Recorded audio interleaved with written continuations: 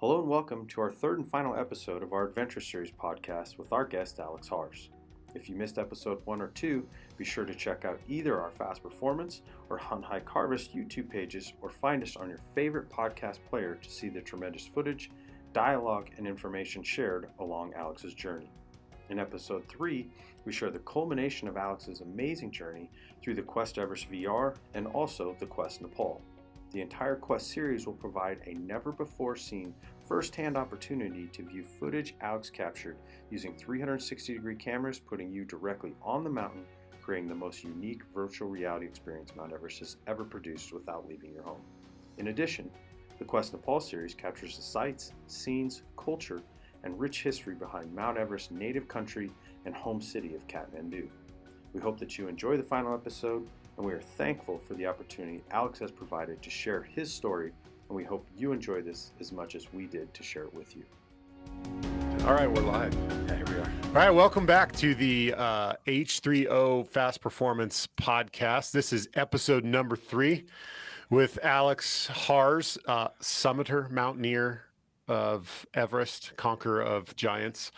So in our first episode, we talked about Alex's journey up the mountain and all the perils and all the excitement that happened.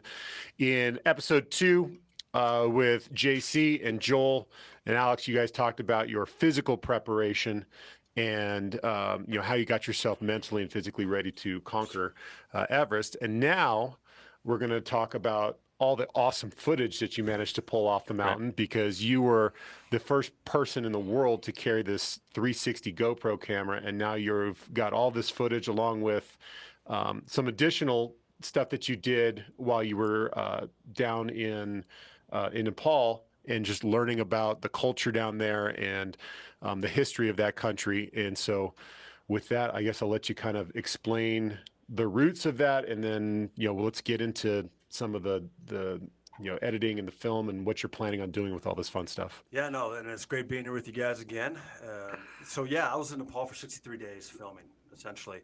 11 days down in the Kathmandu Valley area, and that covering more of the cultural stuff like you talked about Nepal that you don't really know anything about normally. When you think Nepal, you think Mount Everest, of course, rightfully so. And then you might think of the old hippie days, or maybe some Marvel superhero movie, Doctor Strange. But at the end of the day, what do you really know about Kathmandu, Nepal? They don't have guys that like draw circles with their exactly. fingers and time travel. Portals. Yeah. I mean, that's not real. Yeah, I was looking for it. All right. You didn't find it though. No, we spent a lot of time filming and looking for it, but didn't get it. So we were down there talking more about the ethnic and of the country, the religious makeup, the geopolitical situation in Nepal. So a lot of the stuff that we're talking about there is in a project called the Quest Nepal, and that's a 2D international broadcast documentary. It's going to be about 60 minutes long, and it covers Hinduism and Buddhism and the communist civil war that took place in Nepal and all that stuff, leading up to then the Everest portion of those 63 days. And the Everest portion covered 52 of those days. It just takes a long time to climb them out. Yeah, what took you so damn long? It's right. You have to trek for 9 days. Right. So you're walking for 9 days just to get the base camp. Right. And then the 43 days up the mountain. And all that cultural stuff and the comprehensive stuff about Nepal and Everest we shot with 7 different 2D cameras. And then we shot all the Everest stuff, the 52-day portion of it, all also in virtual reality as well. And again, like you mentioned, it was to be the first one to do this first-person perspective of what it's like to climb Everest without being dumb enough to get off the couch to do it yourself. Right.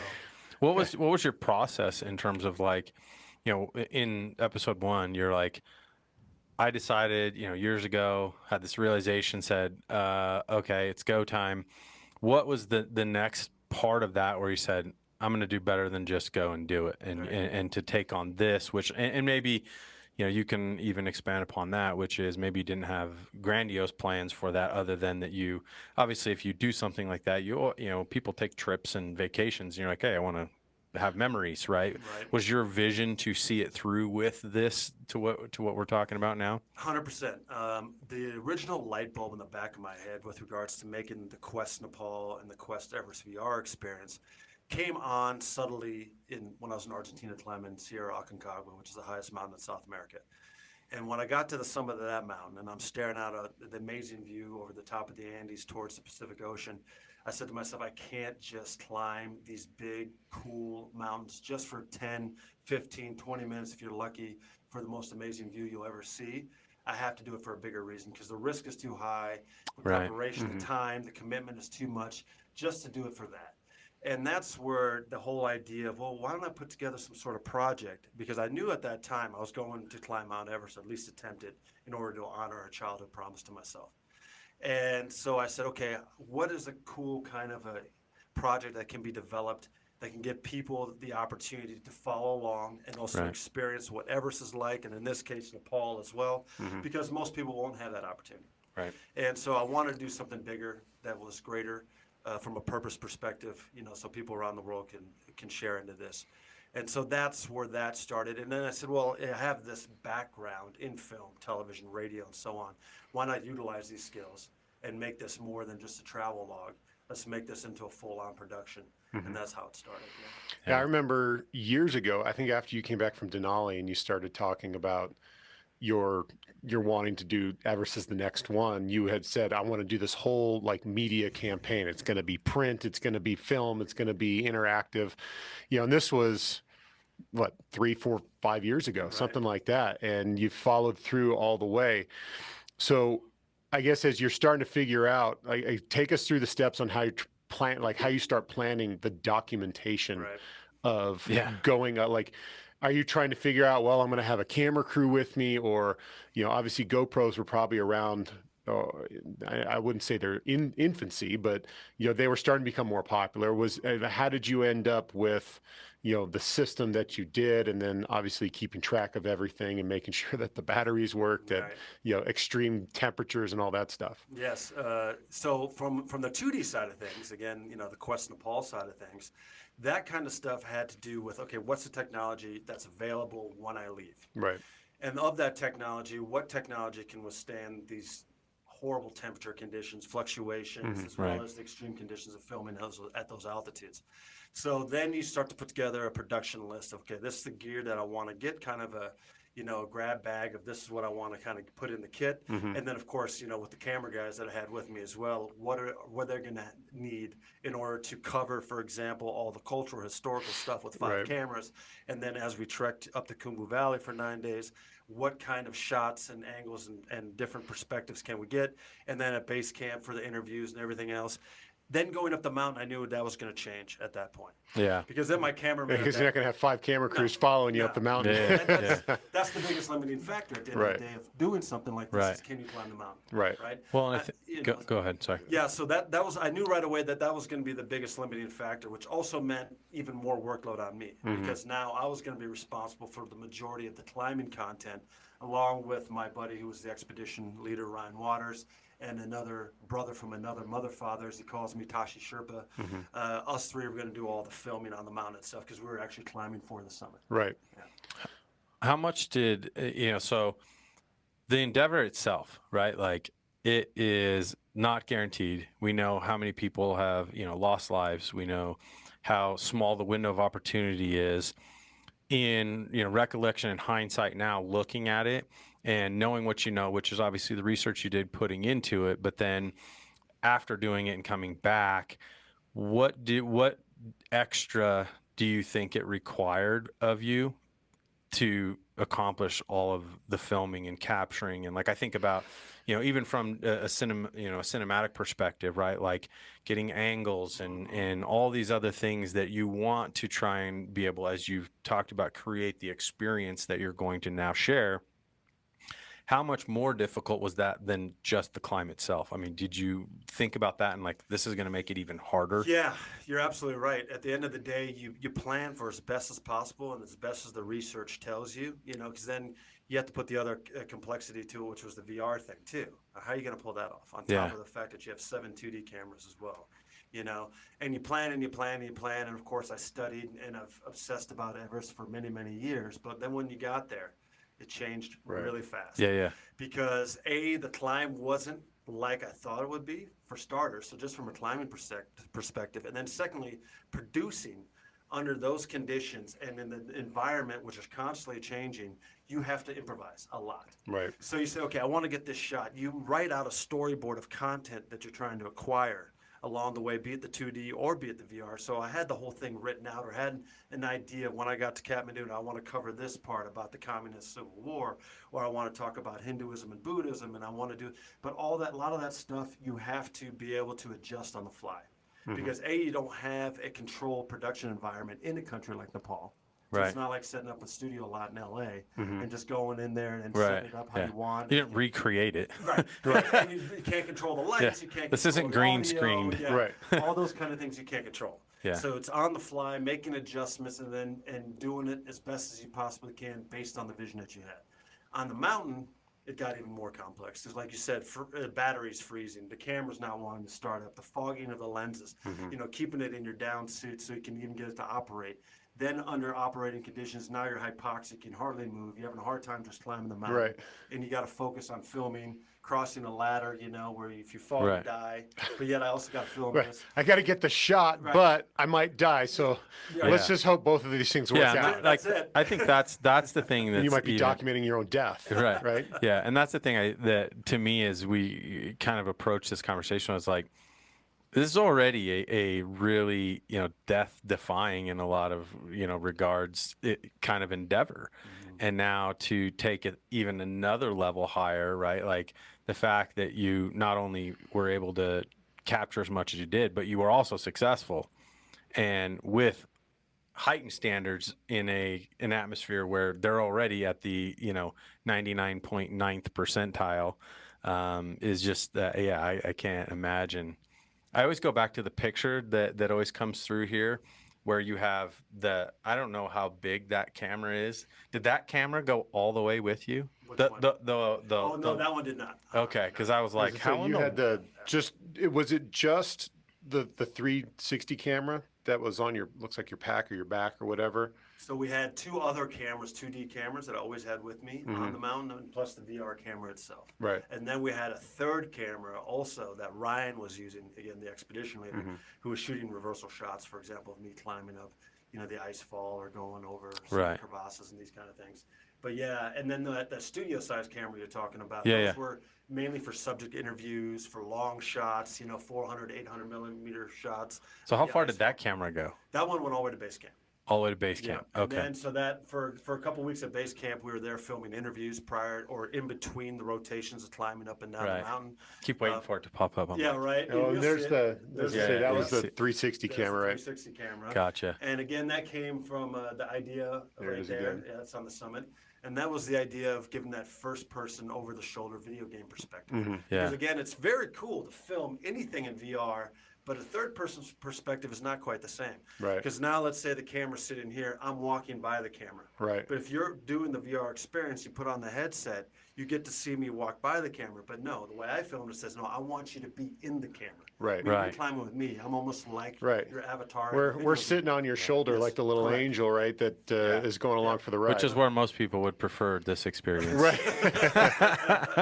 Because it's funny. I mean, we've talked to so many people as now coming into episode 3, and they're like, I'm like, we got a podcast, and they're like, with who? And I tell them, like, oh, holy crap! They're like, yeah, I'd never do that. I don't know how many times in the last month that we've had conversations with the rollout of this whole thing, and I don't know if I yet to have found anybody that I've had this conversation with who are like, yeah, I'd love to do that. Right. I don't think I have talked to one person yet. They're just like, holy cow. I mean, the thing is, if you were to look back at it now, Monday morning quarterbacking, and said, okay, what are your odds? Yeah. Right? Would you put your house up for it?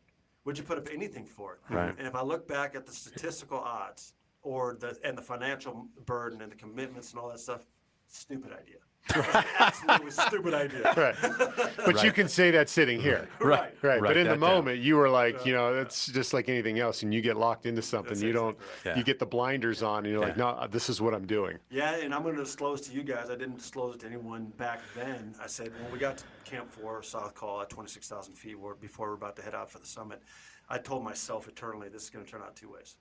I'm either going to make it up to the summit and back down with this 8 terabytes of footage that I came back with, VR and 2D, or I'm going to be 307 and no one's going to see me again. Yeah. That's it. I really just resided to those two conditions. Right. Because at that point, I was 42 days into it. I was too far along down the rabbit hole, so to speak. And I was so committed to this project because of all the people that are involved in it. It's not just me. It's about, the honoring my commitments to the crew, honoring my commitments to the people that believed in me, honoring my commitments to the distributors that are waiting for content. Right. I'm like, I'm going to go all in. What's not going to happen at So all. is 307, would that be the number of people who have perished before you were to summit? Yeah. Okay. that would've been So you would have been number 307, Yeah, right? That's not like a code word for. No. Yeah, it's not something I didn't know if that was like the Yeah. helicopter lingo for like, Right, he's 307. We're out. Yeah, unfortunately. Dead on mountain. Yeah, over He's 300 DOM. people unfortunately have perished on the mountain, and again, that's another thing you have to deal with when you're climbing the mountain. And of course, every year people will die climbing the mountain, and you see helicopter rescues going on every single day, and avalanches and Serac collapses and all the things that happen. And these are a lot of things that you don't really get a lot of sense of when you're away from the mountain, but when you're there, it's front and center. So were you able to document some of the, like, let's just say, like the ice falls or an avalanche or something like that, or as you were going up, did you see somebody get taken out by something, or were you able to capture any of that? Yeah, so actually our first time through the ice fall, we're climbing through the ice fall. It's just me and my 3 other teammates and Ryan, and we're heading up the ice fall. That's ironic. There's the avalanche shot right there. We're heading up through the ice fall, for the first time, and all of a sudden this avalanche comes ripping off of the Mountain Nipsey, which is to the right when you're looking at the ice fall. This avalanche starts coming down right at us. And Ryan turns around, he looks back at us, says, "Clip and cover," which is the lingo, almost like the old, Soviet days where you jump underneath your desk and cover your head up, Right. as if that's going to save you from a nuclear attack. Right. Yeah. But there's some sort of sense It's giving you a little slimmer of hope. So it's clip and cover. You clip into the rope, and then you cover up, and you hope for the best. Right. Me, again, being in full production mode, I'm reaching for the camera. Right. You're sitting there going, "Whoa, look at this!" I got to get the shot. I got to get the shot. And luckily enough, we just got hit by the tail end of it, so it didn't do any damage to us. Right. But I was able to get some of that, capture some of that footage of it hitting us in the Right. face. So is your heart like racing when that's going on? Like, I might be filming my death here. You know what? I don't know, because I was so focused on the shot that everything was a blinder to Maybe me this was a internally. blessing. Right. Exactly. You're quite right. It was a blessing. The guy in front of me, Gilberto, that you see in the shot, he turned around freaking out. Right. He's panting like crazy. Right. And then he smiles and realizes, okay, We're good. we dodged one. We're good. Yeah. And then Ryan calmly, like Ryan would always say, okay, that's why we go left here instead of right.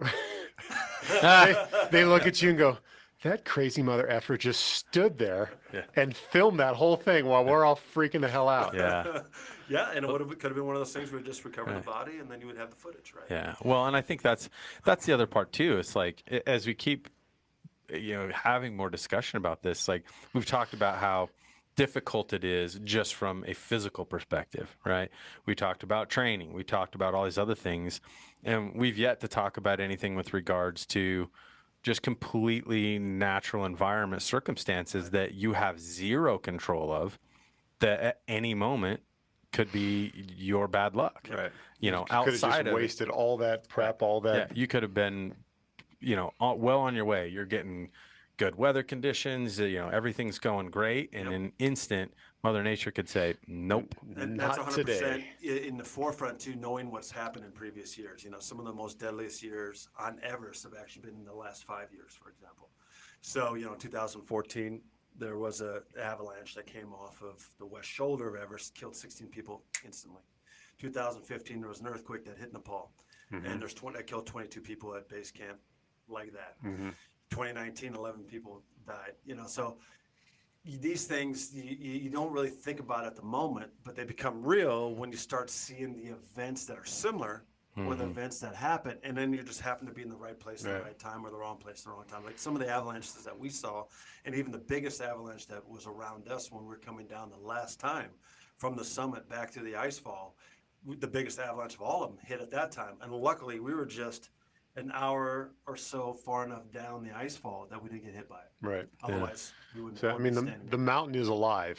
You know, it's absolutely- a living, breathing organism that is ever changing. Yep. It's not just a stagnant, stationary thing that you're going up and down. And it's indifferent. Yeah. It Right. doesn't matter if you're the best athlete on the planet. It doesn't Right. matter how well trained you are. It doesn't matter how mentally tough you are. It is indifferent. You know, so again, you just have to accept that. You have to understand that. And from a filming perspective, you don't know what you're going to come across. For example, you know, we also I came across a dead body, for example, a couple times.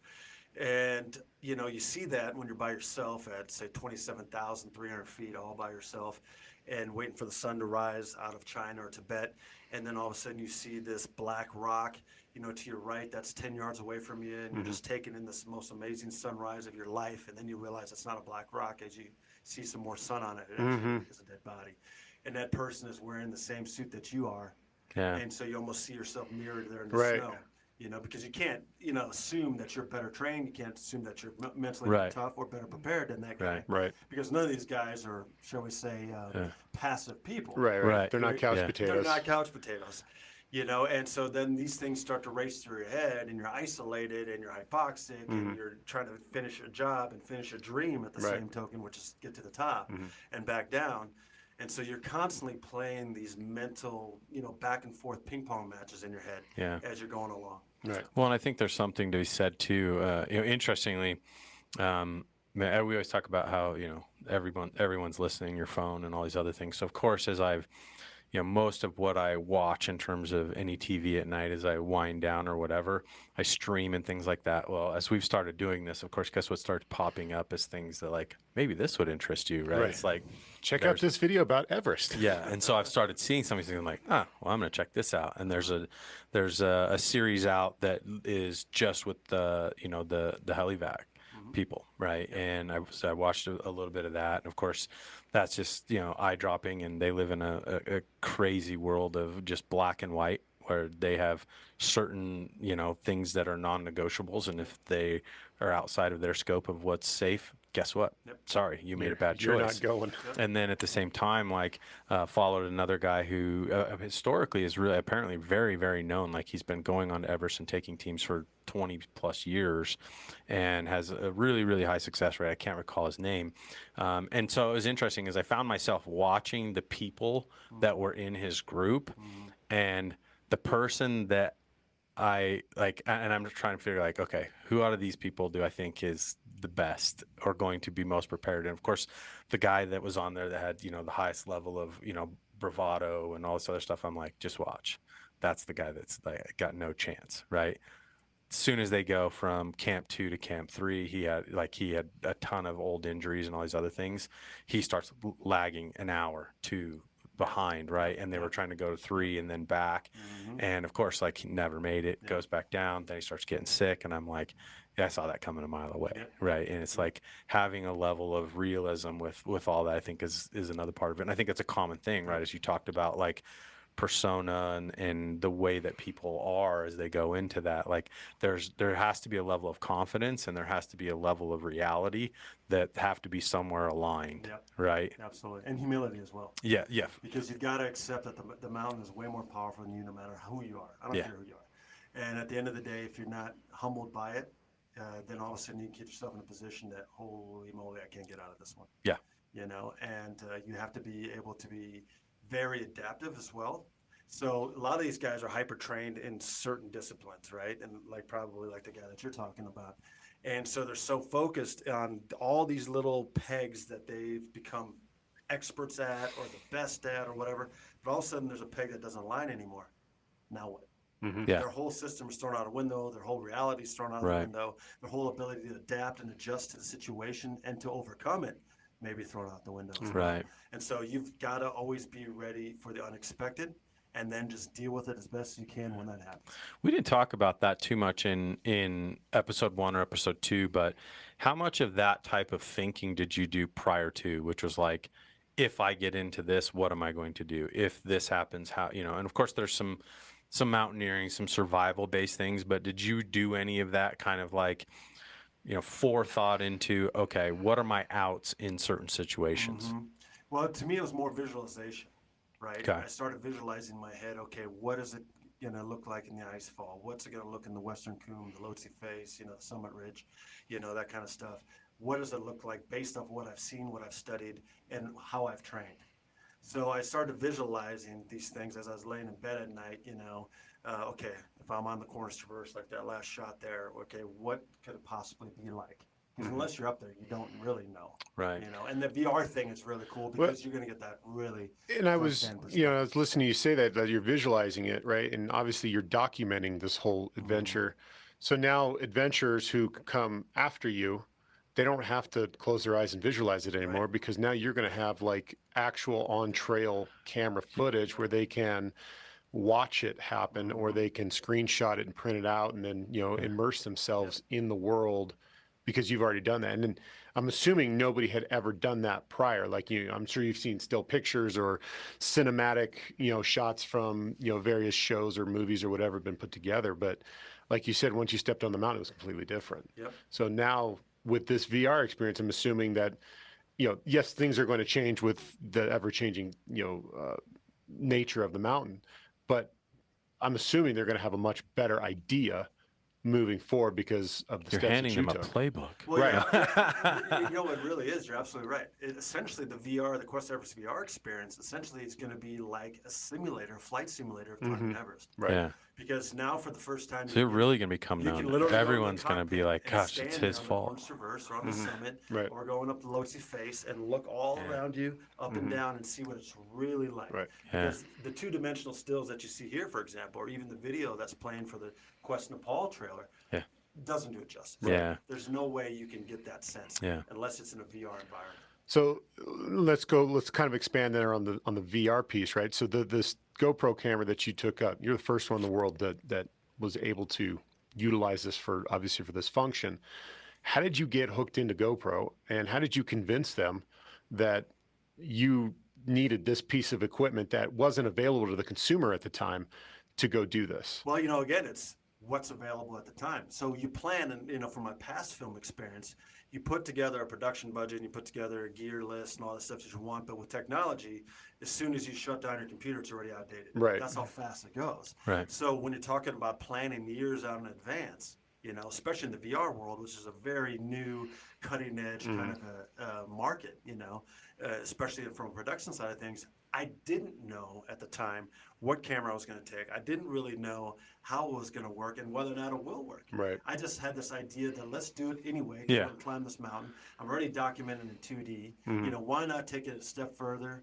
So I can give people that immersive experience. And so at that time, once that opportunity was there to have that technology, and the technology was available and looked like it would spec out that would work on the mountain based on the weather and so on, so forth, I said, okay, now's the time we're going to pull the trigger. Yeah, I mean, there's still a possibility that all of this may not have worked. Absolutely, 100%. Right.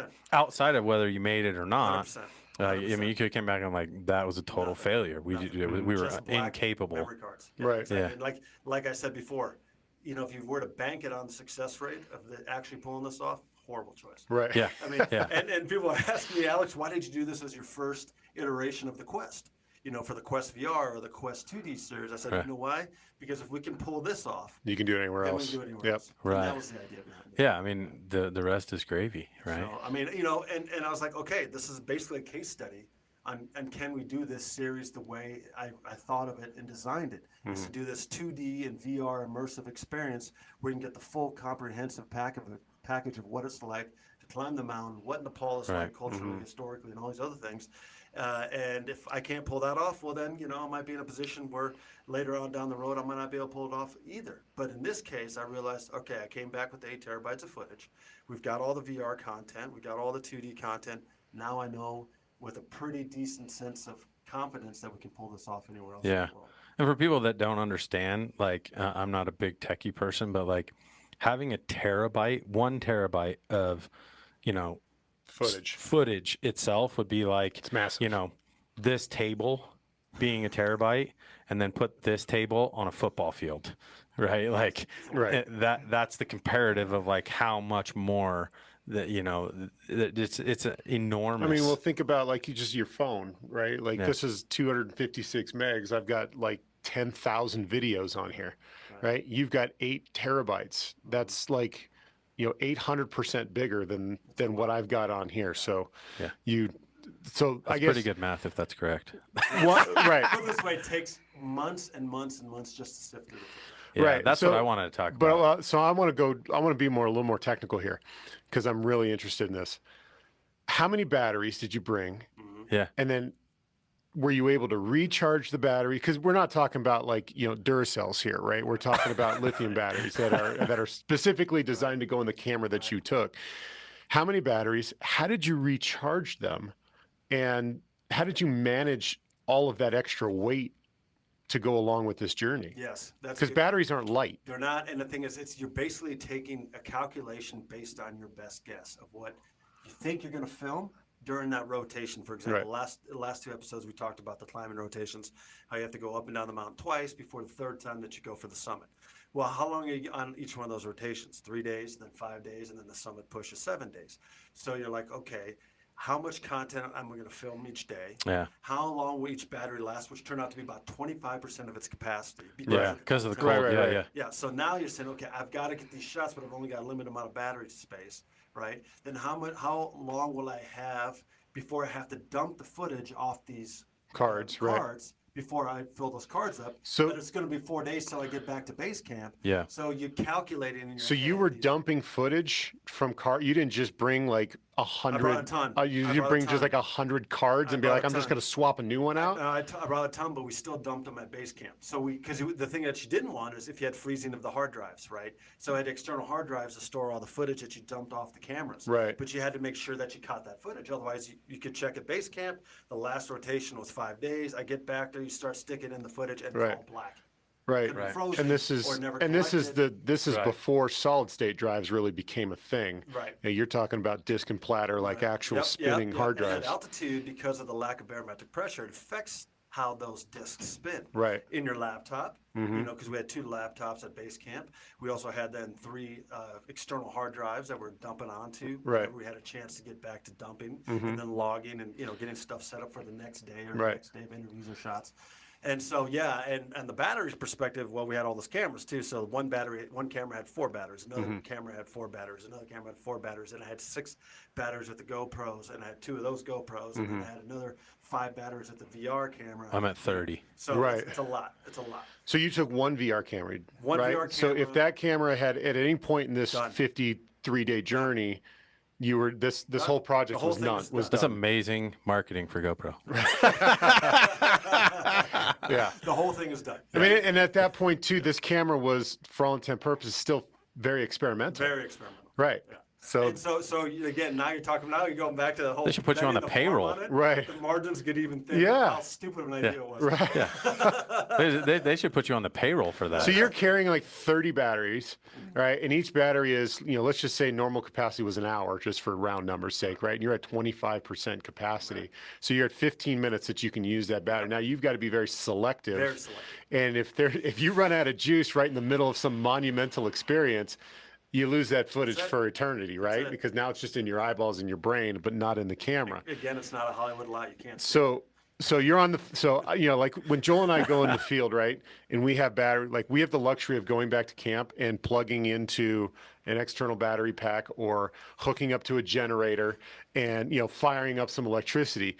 You don't have that luxury. So how do you when you guys were ferrying equipment between base camp, were you ferrying batteries like Yes. like you were smuggling I back was. and forth? Because then what I realized when I got back to base camp, I had solar panels down. We brought this big Yeah. solar battery pack and Right. 2 huge panels that are sitting on the side of the office tent Mm-hmm. that we use to charge the batteries and the computers. But then let's say it goes 4 or 5 days without any sunshine, Right. which can happen, a straight overcast. Then wow, we can't even turn on the computer. Right. We can't even. You can't charge batteries, right. We can't dump footage Right. into the drives. So you're constantly adjusting. Well, we only have 18% left on the laptop. We've got to get this footage down before we go up on the mountain or into the ice fall or whatever. Right, right. So it's a constant, What a adjustment. nightmare. It's a Yeah. And then you had to climb the damn mountain to go with it. That was a nightmare. I just realized you lied to me then, because I remember you saying when the minute you step foot on Everest, you can't lose focus at all. You were distracted the whole time. Well, he was so distracted by dumping footage that he forgot that his life was in danger. Yeah, every like I step said, of the way. maybe that was the ticket. You were so Yeah. ingrained into all of that. I don't know, that the logistics behind just that, and you're doing it all basically yourself.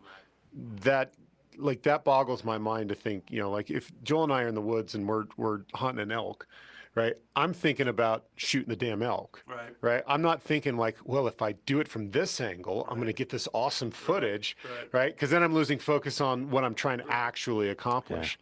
So the multitasking ability there, again, there's some like Hall of Fame or like world, like pedestal. I mean, you are already on top of the world. We've already established that. Well, but I think that the other thing too is you have to remember that you didn't go into the whole thing with no knowledge or background from that side of the fence, right? Like your background comes a lot with video, filming, all that stuff helped. Us two knuckleheads, if we were going to do that, we would have to also learn the cinematography piece enough. Like, and that's something where, in all reality, we're in that right now. Where this summer we have some plans to take someone with us out for a couple of our like scouting trips that is going to actually coach us a little bit on that stuff. Whereas you had that experience a little bit to be able to apply some background on that side of the fence, where someone else would, I look at some of our early stuff and things that we're still doing now where I go, yeah, we need to get a lot better we need to at up our this. game a little bit here. We don't know what the heck we're doing, right? And like when we had our friends from Top Priority on that make amazing hunting films, and they've talked about the art and the time and the amount of work that they put into understanding how to capture that. Like that in itself is a craft, right? And we suck at it.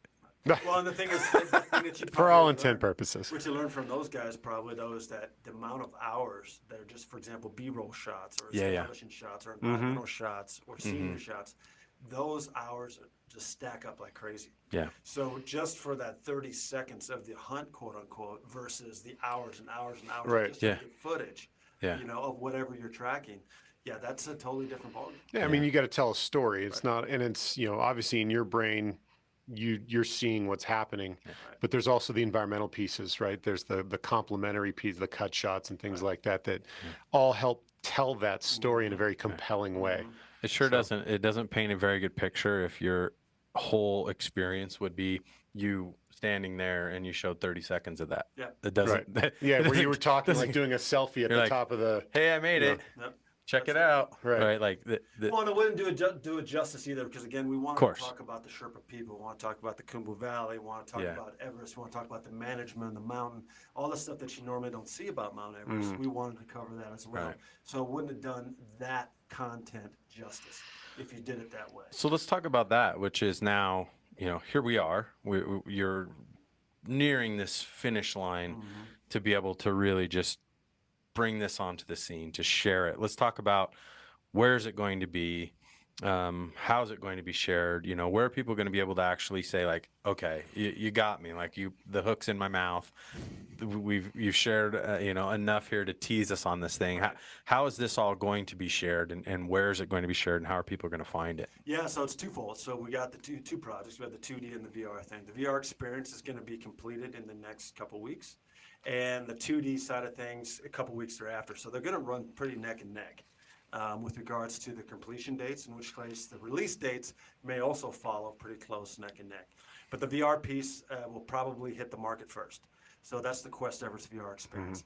So for the Quest Everest VR experience side of things, if you go to the questeverest.com, right, or if you follow along on social media, go to the Quest series, you'll get the updates of where it's going to be. Is it going to be an Oculus or HTC? Are you going to be able to see it at your local museum or at a location-based entertainment, facility, a theme park, an educational institution, that kind of stuff, as we know how it rolls out, because of course COVID has Yeah. impact Right. on And you this. have a team of people doing it. Like Right. you're not like lone wolfing this thing to the finish No, line. no, Like lone this is I hiked to the top. I filmed the whole damn thing. I'm editing the Yeah. whole thing. Now I'm going to release it all by myself. Yeah. And tune into my new TV network. I am the main driving force Sure. behind getting the distribution arms into place, as well as coordinating with the editing team and all that.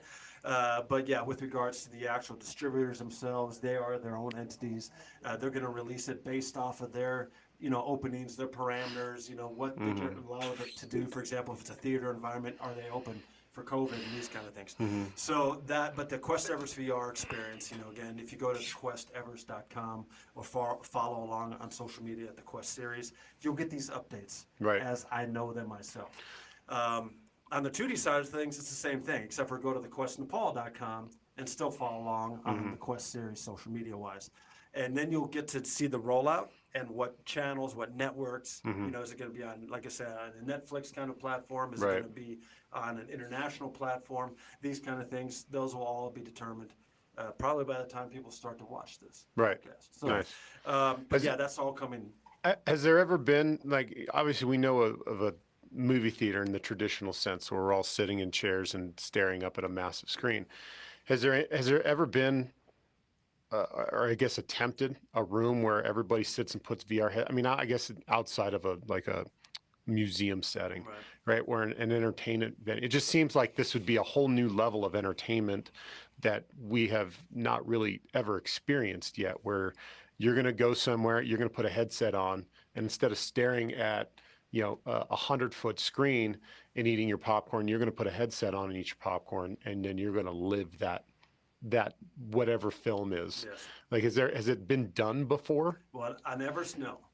Well, just in general, I guess, is this like, I guess, I like to think that I consume decent amounts of media in my life, but I don't ever remember like going to a place and saying, I'm going to put on some headsets and we're going to get immersed in this. Like, I remember when Avatar came out, in the theaters, and they gave you the glasses, and that was kind of like the beginning of that immersive experience. And I'd just be interesting to see how it potentially evolves, considering obviously with COVID and all that other stuff, being able to go into a room or even just buy the equipment, because it's not that expensive, and do this and then consume it that way. Absolutely. So I think the first market that will be the dominant market from the VR side of things is going to be your consumer direct-to-headset market. So you can go to Best Buy, buy your VR headset, download it off their store, off their content store, and then watch it in your living room, or watch it wherever you are, in an airport, wherever you are, wherever you take that headset with you, because of COVID. So the biggest limiting factor there is the COVID side of things, meaning versus going to a museum, going to a university, or going to an entertainment center where you have VR video games which you can play and jump into. That will be probably the first. It would be my guess. But then we're also coinciding with that is going to be the release of those to the educational environment, to the museum environment, to the theme parks, and so on, as the markets allow for it. So it's all going to be pushed, simultaneously. But as it rolls out, I think the headset market will be the first ones. And the nice thing about that is, it doesn't matter where you are in the world. All you have to do is go to a website through your headset, and you have it for good on your headset. And that's really cool. So anywhere in the world, you can show your parents, you can show your friends. You could be sitting in Nepal, for example, and watch it. You could be in Argentina. You could be in Germany, wherever. Well, you remember in the early days of like Disneyland, you used to be able to go, used to be a big round building. And I think they were the first ones to ever do this, if I remember watching my documentaries correctly. There was a screen, it was a 360-degree screen, and you sat in the middle of this building, and you could literally just follow along what was going on. And so, like, I'm envisioning, like, we could, climb up Everest, and as it's going on, they're blasting us with freezing cold air, and fake snow's falling from the ceiling, and the ground is rumbling, or my seats are shaking. Like, completely immersive experiences. That's all in discussion. All right. It's interesting you brought that up. If you need somebody to help you with this, I know a guy who just came up with all of this. So, just letting you know, who's saying I'll send you his number when we're done. I really appreciate it. Yeah, that's called. I think that would be so cool. Projection VR, and that's definitely one of the markets we're talking to. Matter of fact, we've talked to some companies about that. And again, the only limiting factor there is going to be are they open for business? Accessible, yeah. And, 100%. and imagine people that signing standing there waivers. with 20 of your closest friends, Yeah. or 50 of your closest friends, and you're all standing in the middle of a dome, and now you get to climb Everest all around you. Well, and I and can share just that experience. imagine like the emotions that people would go through, just like feeling nervous, right? Even though we're not actually there, but the way you trick your sensory, your overload in your brain and go like, oh crap, I feel like I'm there. And just that emotional roller coaster that you would go through. I feel like at the end of your, I think it's what 17, 20 minutes, something like that, like that you would just be exhausted. Like mentally you'd just be exhausted. Be like, oh my God, I can't. It's like me in a feeling haunted like house. working out. Yeah. Well, yeah, exactly. And it's funny because I've showed some test footage to people, right? And the coolest thing is to watch people watch it. Yeah. Right. Or watch people experience it because they'll grab for the wall. Right. They'll grab for hand railings. Yeah. They'll grab their friend's shoulder because after a couple of minutes, they've lost themselves into the experience to the point where their mind is tricking them that they're actually there. Right, and that's like all the gimmicky 3D stuff. Like when Avatar came out, things are shooting at the screen and people are dodging it, right? Because they're immersed in it. Now it's like, oh crap, I feel like I'm in there. Absolutely. Well, there's an interesting thing because we were just talking about this before we came in with Scott Carney, who wrote the Wim Hof book, What Doesn't Kill Us, and then his new book in the Wedge, where there's a portion of that book where he actually goes to a place where it's in California, Southern California. And they create it from I think it's for, everything from PTSD to, psychiatric, help and things like that, where when we get immersed into specific environments, our fight or flight response kicks on. Right. And he kind of went into all these different things where they use some virtual reality. Well, what are some automatic things that you can think of? Well, they put people that are terrified of sharks, snakes, all these different things where, now you put these goggles on and all of a sudden it's real, right? And it feels like you are there or you're within this arm's reach of something that, your brain only associates. And he talks about the physiology and everything that's behind that, which is kind of like your brain over time has always cached information and experiences. And at any moment that you have something that parallels that or creates the same response or emotion or whatever might go behind it, it catalogs that straight to the front and goes, oh yeah, remember this? And your body goes, holy crap. Right. And so it's like, this is what you're kind of talking about where, you're like, I was standing still and yet my heart is racing and my palms are sweaty, right? Like there's something to be said about that. And I think in this day and age too, where people seek those experiences because part of them doesn't actually want to do the experience itself. Right. Well, it's like you can it's like you can use that as like you can condition yourself to deal with those scenarios, or you can decondition yourself. Correct. To if it's a fear factor of something, right? You can be like, well, no, I'm not scared of it, 100%. right? Like somebody really wants to climb Everest, right? But I'm scared to death to do it. Like now I'm gonna immerse myself and I'm just gonna watch this a whole bunch of times, and then eventually I'm gonna desensitize myself to the fear. And then have the bravado to finally go do it. Yep, and that's exactly right, because in some of the test footage that I see people watching it, is when they get to the ladder crossings, that's that first response. You start seeing them sweat. He's out. Just like looking for a rail. They're looking for something to grab. He's out. Yeah. And they'll grab a doorway or something. Right. Random, right. And that's exactly right. And so now imagine if you actually get to Everest, and instead of me, where I didn't have that opportunity to take in that before experience it in real life, that could be a huge benefit. And the other thing, it's no different than when I was in the dive master program. I used to do scuba diving, dive master stuff and things like that. That a lot of the students that I was teaching, one of the things I told them is, if you're scared of swimming, there's no better thing to do than learn how to swim. Scuba dive. Right. Learn how to scuba dive. Because that fear of what's below you, or the fear of going underwater and not about drowning and these kind of things, you can overcome that. And it's the same thing goes here. Yeah. And I find that that's an interesting one, because I can remember in strength conditioning, when I was a college strength conditioning coach, we used to do some off-season stuff where I'd take kids to the pool. And inevitably, I would always have one or two guys like, hey, coach, I can't swim, or I'm scared of the water. Right. And like, I grew up on a lake, a massive lake, 21 miles long, 3 miles wide. All we did was spend time at the lake. I never had any association of water and fear. And so like I'd be like, "What are you talking about? Like it's 5 feet deep. Stand up." Right. And they're like, Yeah. I'm scared." Right? Like it's just it's interesting, you know, how those things. Um, And you see that on Everest. Oh, for so, sure. For example, you see these amazing athletes, highly trained people, you know, again, like you talked about before, none of these guys are couch potatoes. And they get to that first ladder crossing, and they look down a bottom black abyss, and they see this ladder just rattling like this, you know, tied together, 3 or 4 of them tied together by fishing string. You know, so they're just bouncing up and down like this, and they just, that's it. Yeah. They call it quits.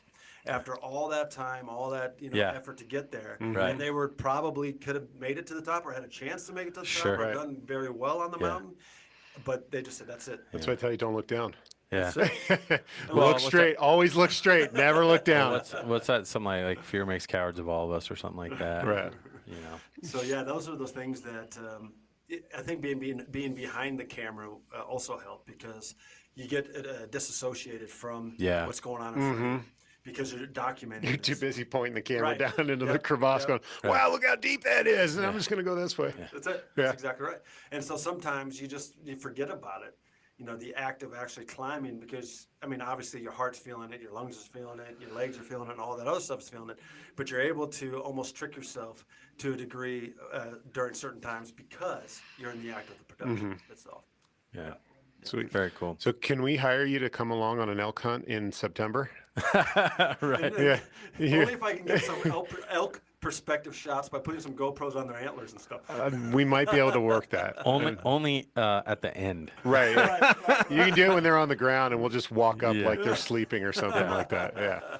But yeah, that would be cool too. Yeah. If Yeah, you're- and it's cool to also see it from that angle again as you get in the VR, right? You get that, what is the perspective of the mountain essentially, because you get to look down at the mountain. You get to see my feet, you get to see my hands, you get to see the bottomless crevasses. Right. You get to see the 18-inch wide knife edge ridge that you're walking across, and on the right side, you know, you're dropping 13,000 feet and 7,000 to 8,000 feet this way on your left, you know, if you just make a mistake. Right. You know, so these are things that I think is going to be interesting for the audience to actually experience what that's like versus just watching what it's like. Right.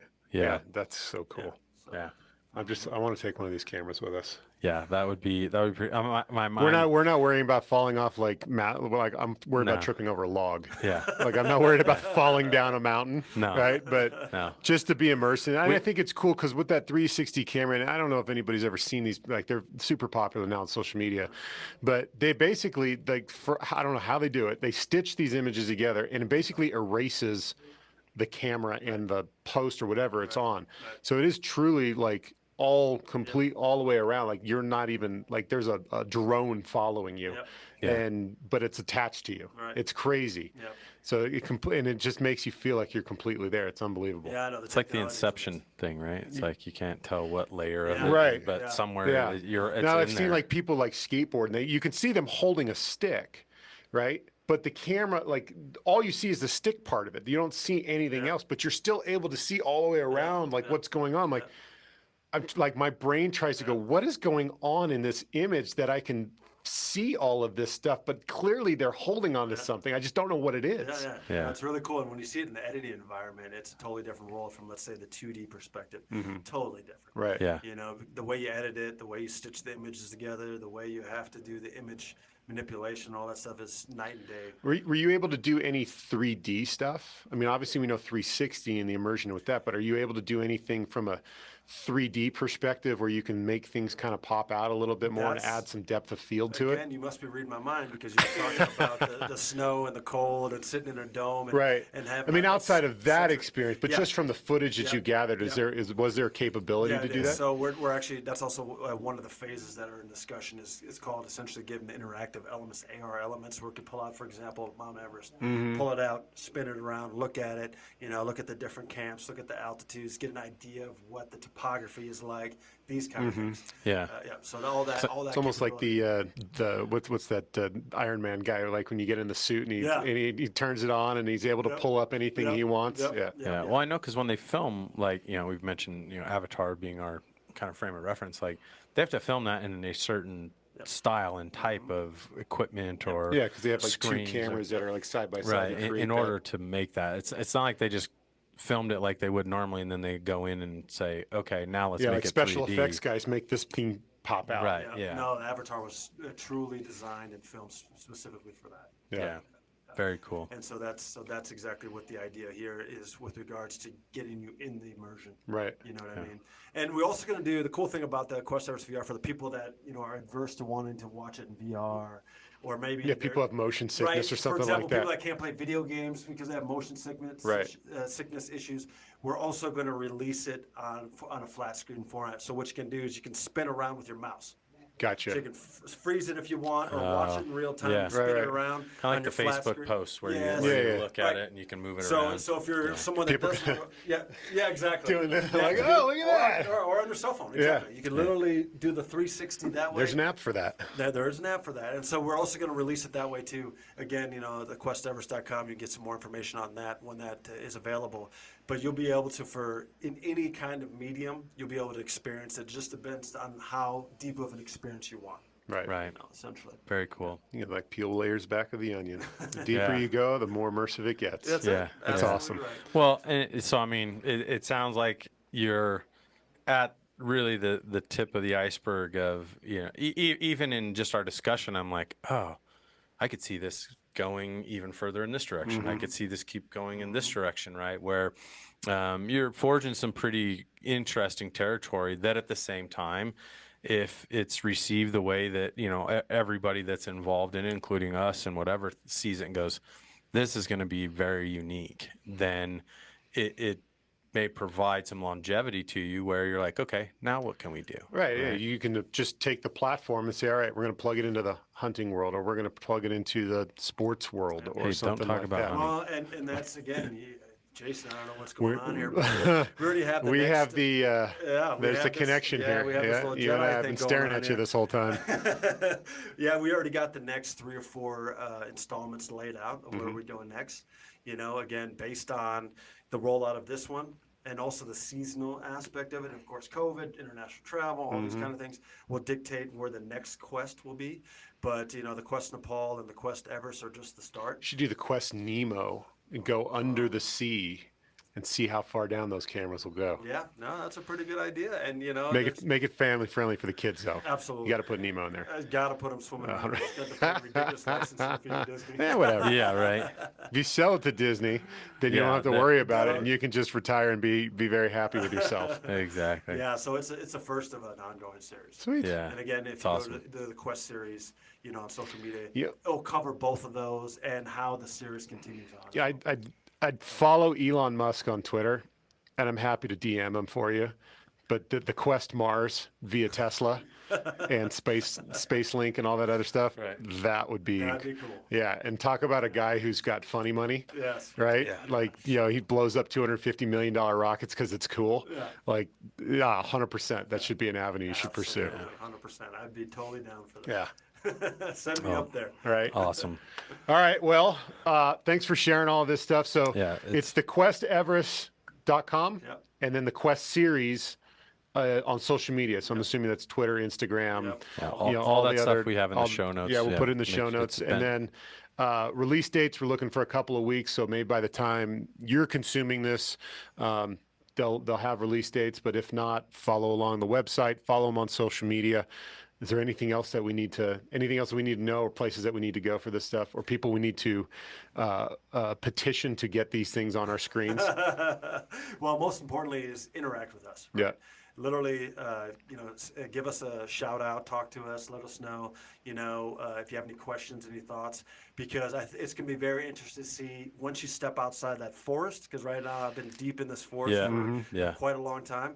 It'll be interesting to get it from the perspective, like from you guys and the audience and all the people that are going to consume this, get your guys' thoughts on what you liked, what you're looking forward to maybe seeing in another Quest series, kind of a thing. And I think that's a good way to get a nice discussion point going. But if you go to the QuestEverest.com or the QuestNepal.com or follow along on all the social media platforms, the Quest series, then you're going to get enough information to know where it's going to be and how they can best consume it. Because again, for the people that don't want the VR headsets, that want to see it on their PC or their iPhone or their Samsung or whatever, cool, no problem. This is how you go about doing it. Or if you want to go see it in a location-based, entertainment environment like a Disneyland or a museum, this is where it's screening and you can put on the headset there, or Yeah. stand in a dome and watch it being projected Yeah. above you. Way Kinda cool. Yeah. Super cool. So All right. I'm so excited, not only to be able to see that product, right? But I think there's this like anticipation of like now having all this discussion that we've had, Yeah. where I'm like, man, I can't wait to see the whole thing, right? And I know that for us, and everybody that we've talked to and kind of like shared this with, like, you guys got to go check this out. You got to watch these podcasts because it's just going to fire you up for it. And obviously, from our perspective, you know, we're cheerleading pom poms all the way with this thing, and you know, it's been very cool to just get to share in the room and just, you know, soak you with questions, you know, one after another, and hear about it. But even more so, just you know, retrospectively, after, you know, now this being number 3, just going like, this has been really, really awesome to be able to hear it, and more importantly, for us now going forward, to continue, you know, by carrying the torch and making sure that we help people understand how awesome it's going to be for them to get to experience it too. Well, and you know, I appreciate that. I'm humbly honored to have gone through this whole process. You know, from pre-production to production to climbing to finishing the editing, and now getting, you know, into the release side of things. But I'm also greatly appreciative of sitting here with you guys and talking about it. Because again, I enjoy it. B, I think it's pretty cool to give people that are standing outside of that force now to finally get a chance to talk to them about it, you know, and to hopefully share this as good as possible to the rest of the world. Yeah. Well, I think it's going to be awesome when it's all done. I'm glad we could be your first PR train, and we'll keep pounding the pavement for you whenever we 100%. possibly can. So, Yeah. Alex Harz, mountaineer, king of the world, master of everything. Yeah. Thanks for being here. Thanks for watching. Thanks for listening. Make sure you like and subscribe. If you're watching on YouTube, make sure you like and subscribe. Leave us a review if you're listening on your favorite podcasting format. And until next time, we'll see you later. Yeah. Thanks so much. Thanks, guys. Yep.